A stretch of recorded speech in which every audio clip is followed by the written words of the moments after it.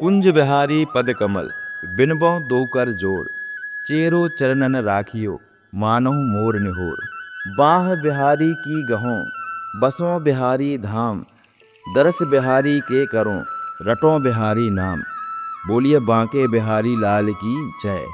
नमन है उस पावन भूमि को जहां आज भी हवाओं में कान्हा की बांसुरी की धुन गूंजती है। आज हम आपको लेकर चलेंगे वृंदावन के हृदय में, एक ऐसे मंदिर में जहां साक्षात प्रेम का विग्रह विराजमान है। वह स्थान है श्री बांके बिहारी मंदिर। श्री बांके बिहारी मंदिर, बांके यानी जो 3 जगह से मुड़ा हुआ हो, और बिहारी यानी जो आनंद देने वाला हो। सोचिए, जब श्री कृष्ण अपनी बांसुरी बजाते हुए 3 जगह से तिरछे खड़े होते होंगे तो वह रूप कितना मनमोहक होता होगा। उसी मनोहारी छवि का साक्षात दर्शन है हमारे बांके बिहारी जी। इस विग्रह का इतिहास किसी चमत्कार से कम नहीं है।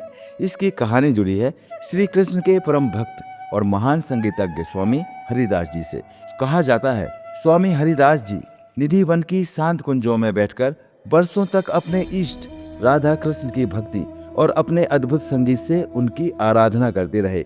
उनकी भक्ति इतनी गहरी थी, एक दिन मार्गशीर्ष माह की पंचमी को उनके सामने साक्षात श्री कृष्ण और राधा रानी प्रकट हो गए।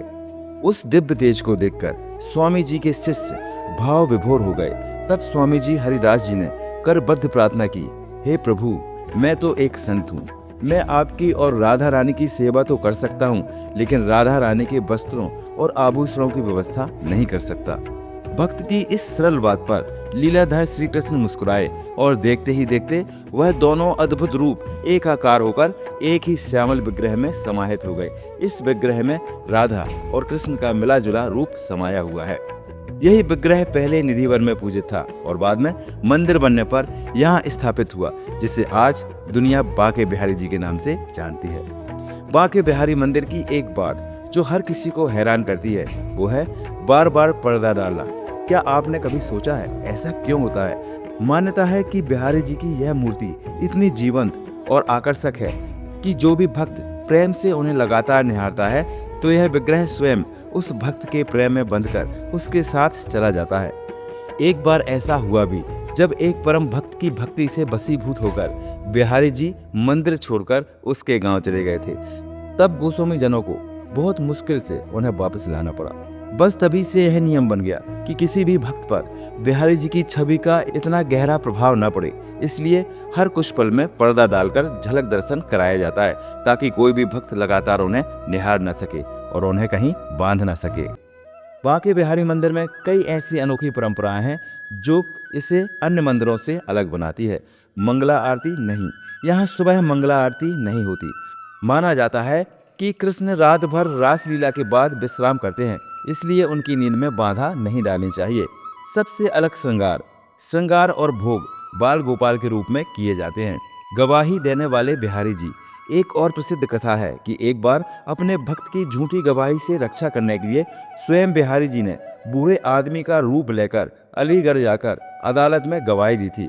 अपने भक्त को संकट से उबारने की यह लीला उनकी भक्त वत्सला का प्रमाण है। बांके बिहारी मंदिर सिर्फ ईंट पत्थर की इमारत नहीं, यह प्रेम, माधुर्य और विश्वास की साक्षात अनुभूति है।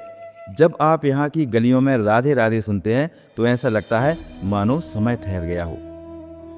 तो अगली बार जब वृंदावन जाएं, इस अद्भुत विग्रह के दर्शन जरूर करें। शायद उस एक झलक में आप भी बिहारी जी के उस प्रेम को महसूस कर पाएं, जिसके वशीभूत होकर वह अपने भक्तों के साथ चल देते हैं। वृंदावन के कण कण में बांके बिहारी जी का वास है। तो मिलते हैं अगले वीडियो में। अपना ख्याल रखिए। नमस्कार। राधे राधे।